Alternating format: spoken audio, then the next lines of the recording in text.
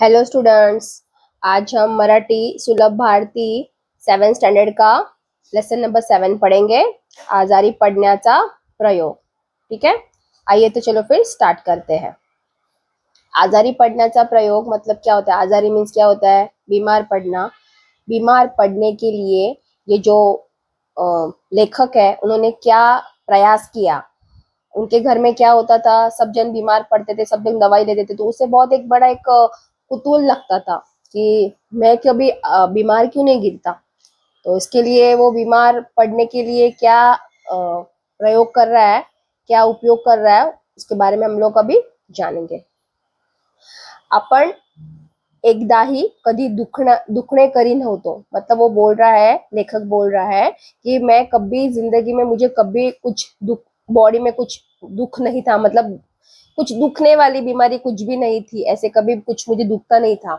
ही गोष्ट ध्यानात आल्यावर मोठी लाज वाटली। छे छे, मतलब ये जस्ट इमेजिनरी ऐसे बोल रहा है, छोटे बच्चों को, बच्चों की जो फीलिंग्स होती है वो शेयर कर रहा है कि ये जब भी बात गोष्ट मतलब बात मुझे ध्यान में आई तो मुझे ऐसे शर्म जैसे लगी।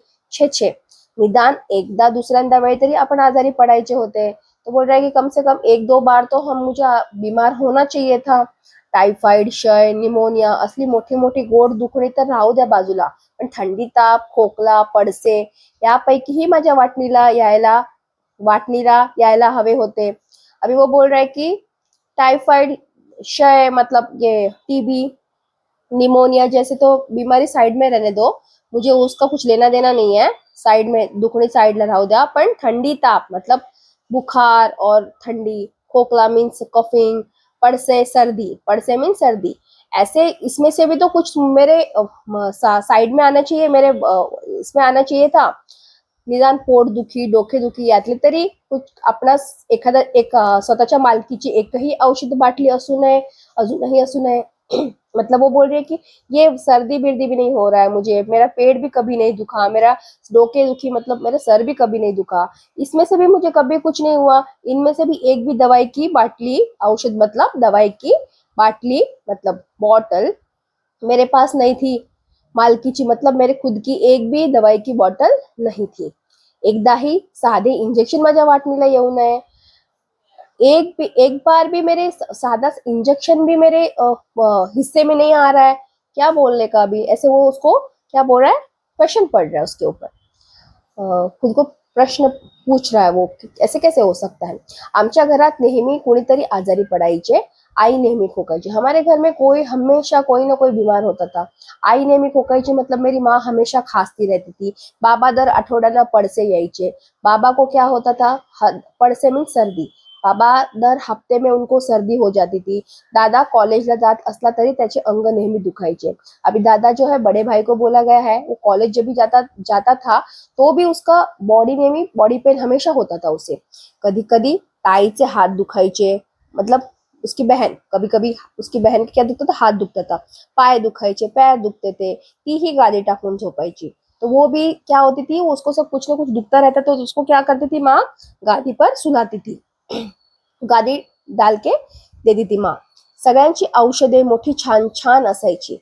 अभी उसको उसको ऐसे लग रहा है कि बीमार पड़ना मतलब एक सब जन उसको प्यार करते हैं, लाड करते, तो मैं क्यों बीमार नहीं पड़ रहा। सबकी जो दवाई औषध मतलब क्या थी, उनकी दवाई बहुत अच्छा, मतलब उसको लगता था कि दवाई का टेस्ट बहुत अच्छा रहता है। उसको पता नहीं था कि दवाई का टेस्ट कैसा होता है। संत्री, मोसंबी, सफरचंद, खडीसाखर, बेदाणे, पेढे, गोड औषध यांचा मारा सारखा चाललेला असायचा। अब ये क्या है, संतरी, मौसम्बी क्या है, फ्रूट्स के नाम है। खड़ी साकर मतलब जो भी खड़ी शक्कर होती है वो है। बेदाना मतलब सिंगदाना है। पीनट्स है, पेड़ा है। और और स्वीट्स से दवाई वो घर में हमेशा चालू रहते थे। ये सब क्यों लेके आते थे, ये सब हेल्दी, सब ये सब हेल्दी फूड है, इसके लिए वो सब जब भी बीमार होते थे तो वो लोग सब खाते थे। पर ये लेखक जो है उसको ये सब कोई मतलब ऐसे टालते थे कि तेरे लिए नहीं है, तू बीमार थोड़ी ना है, ये सब बीमार वालों की बीमारी जल्दी ठीक होने के लिए दवाई है, तो ऐसे उसको शायद से नहीं देते थे। तो उसको ऐसे वो बहुत एक एकदम ये लगता था, सारखा असायचा। 4 दिवस आजारी पडून अशक्तपणा आला म्हणजे शेराही रोज व्हायचा। अभी 4 दिन के बाद 4 दिन मतलब बीमार होने के बाद मतलब अशक्तपणा वीकनेस आया, तो शिरा मतलब उनके घर में क्या बनता था, हलवा. शिरा मीन्स क्या होता है, हलवा भी रोज बनता था. आपण हा सगळा प्रकार पाहून आपण आजारी नाही या गोष्टीचे अत्यंत मला दुःख होऊ लागले. तो ये सब देख के वो लेखक को क्या लगता था कि सब जन बीमार हो रहे हैं, सब जन अच्छी अच्छी चीजें खा रहे हैं, मैं बीमार कब क्यों नहीं होगा. तो ये बात का मुझे बड़ा दुःख होता था.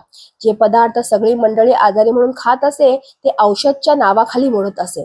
जो ये सब चीजें हैं वही जो मैंने आपको बोला, तो उसके लगता था कि सब जन उसको बोलते थे ये सब दवाई की चीजें हैं, ये हम नहीं खानी है. दवाई के नावाखाली मतलब दाम के नीचे आती थी.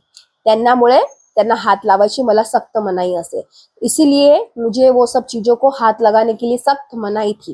ही औषधे आपणही बरोबरीने घ्यावी आणि त्यांच्या दुःखात सहभागी व्हावे असे मला फार वाटू लागले. तो उसको लेखक को क्या लगने लगा कि ये सब दवाई जो ऊपर वाले जो नाम लिखे हैं ये सब, तो वो मुझे भी लेनी चाहिए और उनके दुख में मुझे सहभाग होना है, ऐसे उसको लगता था. ठीक है. या विचाराने मला काही सुचेना. तो ये सब सोच सोच के उसको सूचना नहीं है कि मैं क्या करूं क्या नहीं करूं. घरातला माणसांचा मला मोठा राग येऊ लागला. घर के लोगों के लिए मुझे बड़ा उनका गुस्सा आने लगा. त्यांचा स्वार्थीपणा पाहून मी अगदी चिडून गेलो. स्वार्थीपणा मतलब सेल्फिशनेस. जो घर के बड़े लोग थे उनको मैं सेल्फिशनेस देख के मुझे बहुत चिड आने लगी. ती मंडळी स्वतःच इतक्या वेळा आजारी पडत होती की माझ्या वाटणीला कोणतेच आधारपण येत नव्हते. अब ये छोटे बच्चे की थिंकिंग है, वो ऐसे बोल रहे हैं कि बड़े लोग ही इतनी बार बीमार हो रहे थे तो मेरे हिस्से में कौन सी भी बीमारी नहीं आ रही थी, तो इसलिए मैं बीमार नहीं पड़ रहा था. ते काही नाही, पण आजारी पडून डॉक्टरांकडून औषध आणायचे असे शेवटी मी ठरवून टाकले. तो मैंने सोचा कि मैं आओ देखा न ताव देखा. मैंने क्या किया, जान दो सबको छोड़ दे, मैं सीधा डॉक्टर के पास जाऊंगा और दवाई डॉक्टर से जाके डायरेक्ट मैं दवाई लेके आऊंगा. ऐसे मैंने लास्ट में शेवटी मतलब लास्ट में डिसाइड किया. ठरवून टाकले मीन्स डिसाइड किया.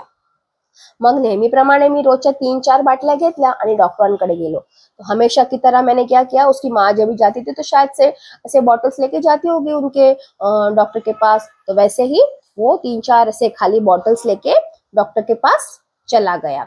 चड्डीच्या खिशात मी स्वतःची बाटली निराळी जपून ठेवली होती. तो अभी वो जो उसने जो पैंट पहना था वो पैंट के पॉकेट में, खिशात मतलब पॉकेट में उसकी खुद की स्वतःची मतलब खुद की बाटली निराळी जपून ठेवली थी. खुद की अलग सी बॉटल थी, उसने वो छुपा के रखी थी अंदर पॉकेट में. दवाखान्यात खूप गर्दी होती. जब वो हॉस्पिटल पहुंचा तो उसके दवाखाने में बहुत गर्दी थी.